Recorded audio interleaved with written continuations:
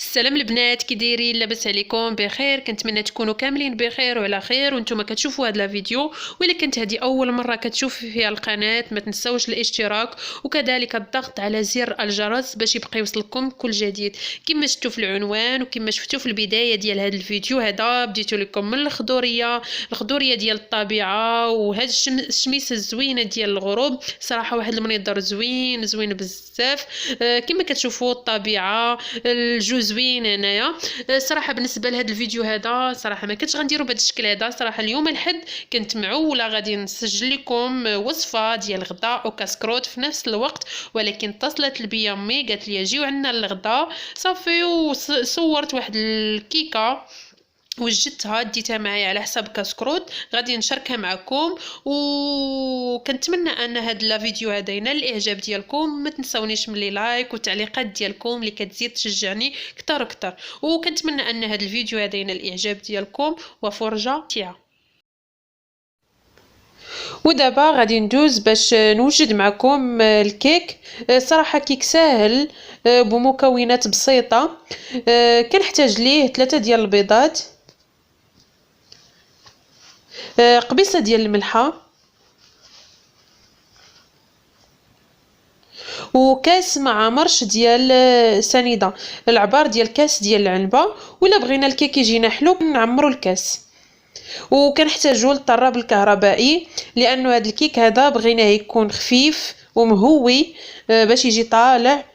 وإلا ما كانش متوفر نستعملوا الطراب اليدوي، ولكن نخلطوا مزيان الخليط ونخلطوا هذيك سنيده هي والبيض حتى نحصلوا على واحد الخليط اللي كيكون اللون ديالو ابيض.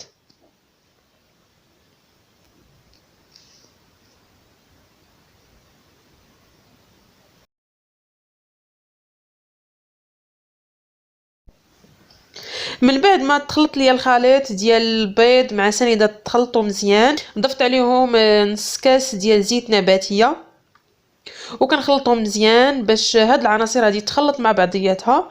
بالنسبه لهاد الكيك هذا كيجي بالمذاق ديال الياغورت، نستعملوا اي ياغورت بغينا، وكيجي حتى بالمذاق ديال الليمون، كيجي زوين بالليمون. صراحه انا كيعجبني بالعصير ديال الليمون، داكشي علاش هنايا درت كاس ديال عصير ديال الليمون. نخلطوا هاد العناصر هذه مزيان مع بعضياتها.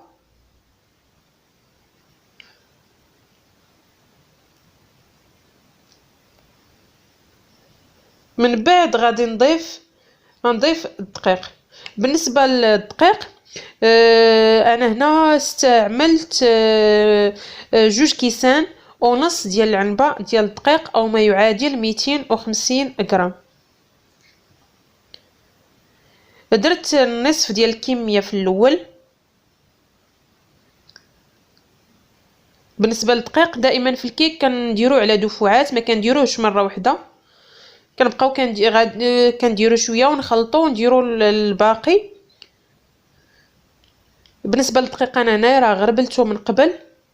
صافي كنخلط مزيان هاد الكميه الاولى اللي درت ديال الدقيق.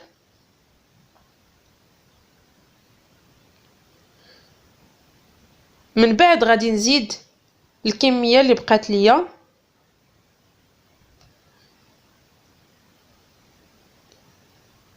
وغادي نزيد جوج خمارات اولا 2 اكياس ديال الخميره كيماويه، وكنغربلهم باش ما يبقاوش فيهم هادوك الحبيبات.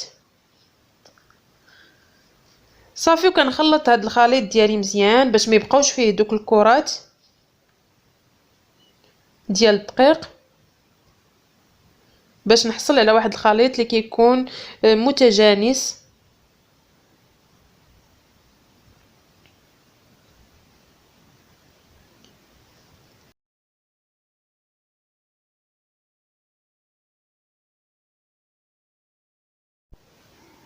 الخليط ديالي ديال الكيك كما كتشوفوا كيجي على هذا الشكل هذا، كيجي خفيف وكيجي مهوي. انا هنايا خديت هذا المول على هذا الشكل هذا دائري، نستعملوا اي مول بغينا. دهنته بالزيت ورشيته بالدقيق صافي، وكنخوي فيه داك الخليط ديال الكيك. كنحاولوا اننا نهزو يدينا الفوق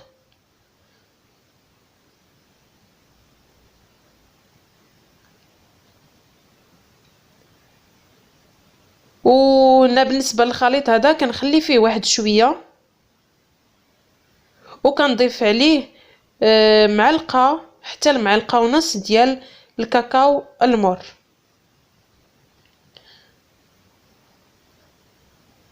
وكنخلطو مزيان مع هذا الخليط هذا.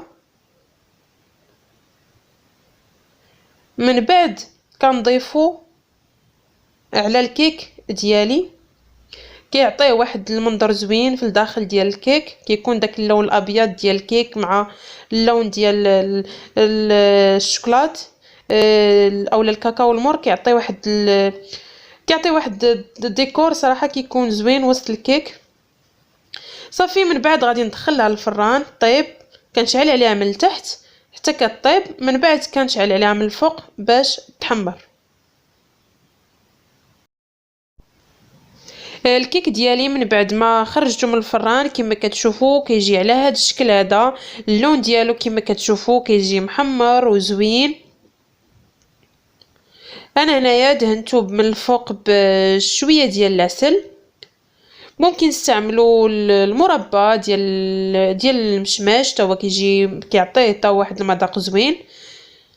صافي كندهنو مزيان على هذا الشكل هذا.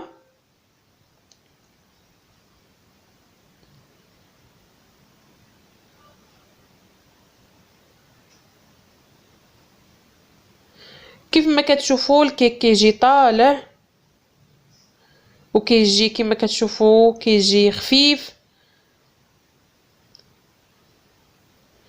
من بعد غادي نزينو برقائق ديال الكاوكاو اولا كاوكاو ايفيلي، حمرته في الفران وكنزينو به الكيك. تزيين كما كنقول ديما كيبقى اختياري، كنزينو بداكشي اللي بغينا وداكشي اللي متوفر عندنا.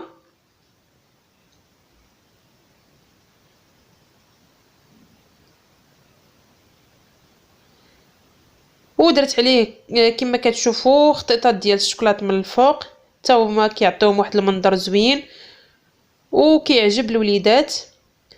هنايا غادي نقطع منه شويه باش تشوفوا كيفاش كيجي، راه كيجي خفيف كما قلت لكم، في التقطيعه ديالو كيبان.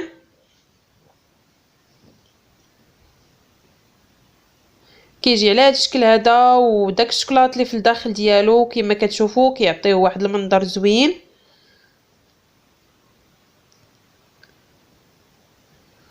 وهكذا كما كتشوفوا كيجي الكيك ديالي. كنتمنى انه ينال الاعجاب ديالكم وتجربوه، علاش لا. وهنايا كما كتشوفوا فاش وصلت لدارنا لقيت مي موجده واحد الكسريه ديال الكسكسو ديال البلبوله ديال الشعير، اللي ولات عندنا عاده اولا ضروريه اننا نوجدوها مره في السيمانه. كما قلت لكم راه كتجي زوينه، نبدلوا بها كدايا الكسكسو اللي كنديروا ديما ديال السميد. كسريه صراحه زوينه وشي حاجه اللي كتجيك على غفله صراحه كتجي زوينه، ما كنتش معوله عليها. قصريه كما كتشوفوا كتشهي بالخضره ديالها مخلطه، الفلفله الحاره صراحه زوينه، ما شهيتكمش فيها.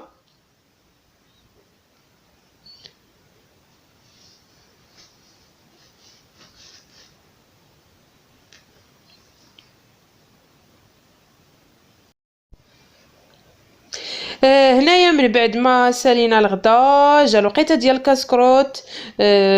وجدات مي الخبز البطبوط ديال الدار، وجدنا اتاي وغادي نديرو كاسكروت وغادي نخرجوا. غادي نديكم معايا لواحد البلاصه اللي زوينه هنا قريبه لدارنا، صراحه واحد البلاصه زوينه فيها الطبيعه كما شفتوا في الاول ديال الفيديو. كما قلت لكم بلاصه زوينه فيها اتساع، الناس كتخرج هنا في العشيه. وهذه كما كتشوفوا هي البلاصه اللي قلت لكم. كما كتشوفوا هنايا الحارت، الناس هنايا حارتين هذا القمح والشميشه ديال العشيه كما كتشوفوا. صراحه بلاصه زوينه والطبيعه صراحه راه ما كاين ما احسن منها. هنا كما كتشوفوا الطريق البلاصه اللي غادي ليها باقي شويه بعيده، وغادي نديكم معايا وخليكم مع الفيديو.